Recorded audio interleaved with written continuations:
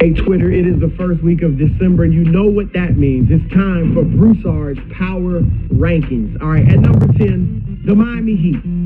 They're having a nice little season. They're 14-5. They've been beating up on the bad teams, as they should, and losing to the more talented teams, the Philadelphias, the Houstons, the Los Angeles Lakers. But overall, they're having a much better season than I expected to this point. I pegged them as a 6 or 7 seed in the East. Right now, they're tied for the third best record with Boston in their conference. So kudos to the Miami Heat. You're number 10. Number 9, the Boston Celtics.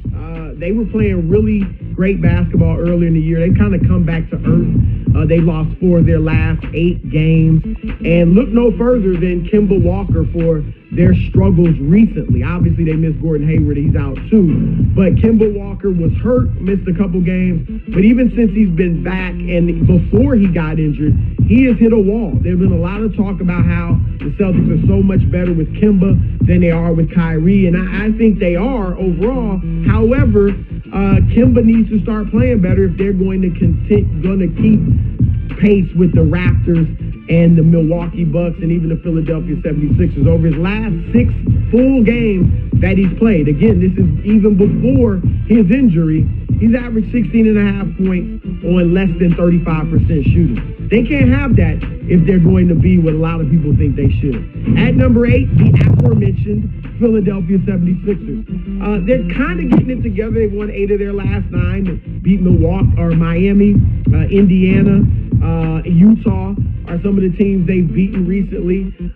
Joel Embiid, I can't even fathom how a player of his caliber can go scoreless in a game as he did last week, but he did come back with a vengeance. In the 3 games after that, he averaged 30 points and almost 15 rebounds a game. I also need more from Ben Simmons. I need more aggressiveness. I'm sorry, 13 points a game is not enough. I know you're a passer, you defend well and all that, but I need Ben to stay aggressive if this team is going to contend for the Eastern Conference Championship. At number 7, the Houston Rockets. They are a light show. They're must-see TV. They're a circus. Fun to watch. My goodness, James Harden, 39 points a game. Not even MJ, the GOAT, averaged that. And he was a scorer. 39 points a game. Russell Westbrook's numbers are down, but they got to be when you got a guy averaging 39 points a game. You're not going to win a championship that way, but it's fun in the regular season. They're going to win 50-plus games, be dangerous on, any given night. They can beat anybody.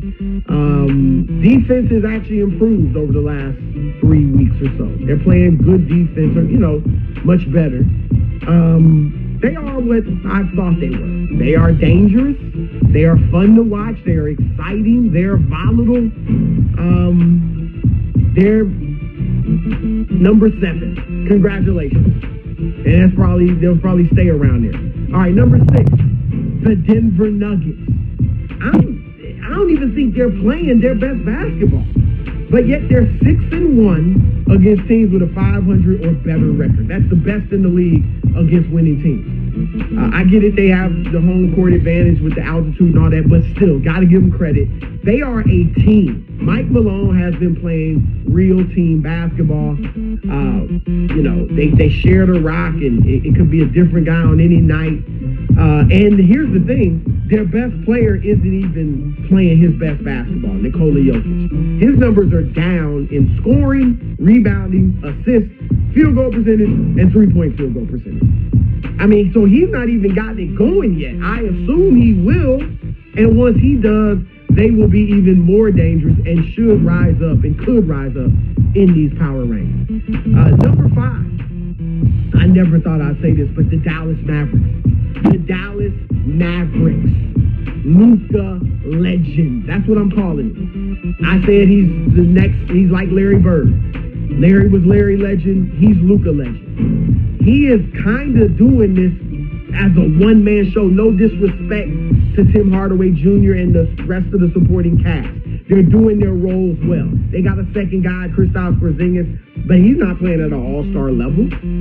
So Luka is largely, again, with all due respect, a one-man show.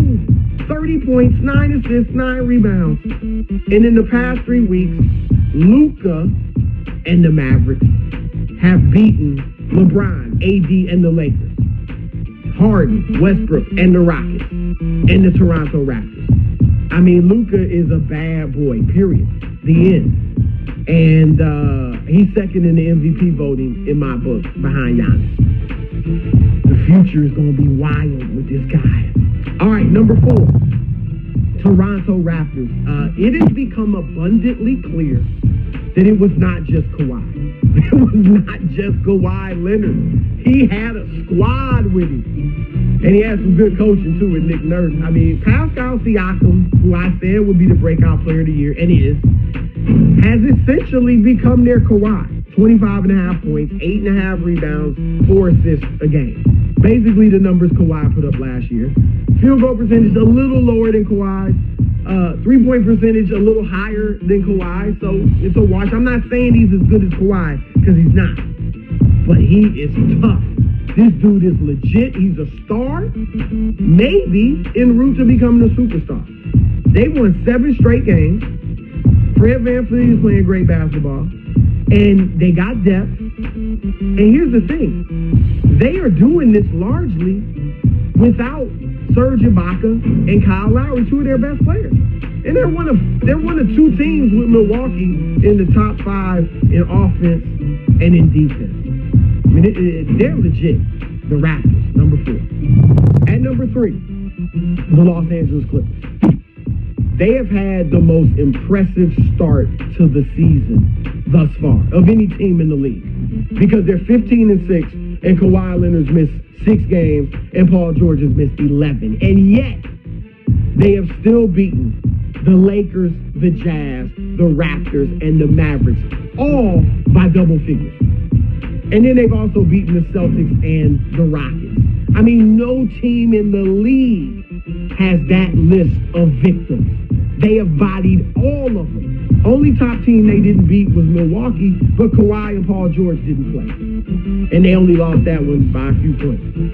I mean, they're legit. We got a lot of teams, including the 2 teams at the top of my power rankings, who've been beating up on the little sisters of the poor. All right, the Clippers have taken down all of the elite competition. That's why they number 3. All right, number 2. The Los Angeles Lakers. It's 17-3. They just won 10 straight before they lost to Dallas. I got to give them their props. All right, it has been a light schedule. All right, 14 of their first 20 opponents have had losing records, and they're only 3-3 against teams 500 or better. But they do have the best tandem in the world in LeBron James and Anthony Davis, and they're playing well. And they do have a cast of supporting characters who are savvy, who have high basketball IQ, who are skilled, who defend, and who have accepted their roles. Their chemistry is great. No drama. I love it. I know some media, they love when LeBron has all this drama. I like it like it is. All right? They're playing well. They're well coached, too. But I can't wait to see them play some heavyweights, because they just pounding on a bunch of chumps right now. So we'll see what they're really made of when they start playing the big dogs. And at number 1, the biggest dog of them all, the Milwaukee Bucks. 18-3, best record in the league. They've won 12 straight games. Giannis is picking up where he left off last year. Actually a little better, because now he's actually hitting the 3 a bit. They are tough, and they do it in every which way. They're second in the league in fast break points. They're third in the league in points in the paint. And they're third in the league in 3-pointers made. That's scoring every way you can. All right? And they are legitimate. They're beating teams by 12 points a game. I mean, what's not to like about the Milwaukee Bucks? Let me answer that for you. Nothing. That's why they're number 1 in Broussard's power rankings.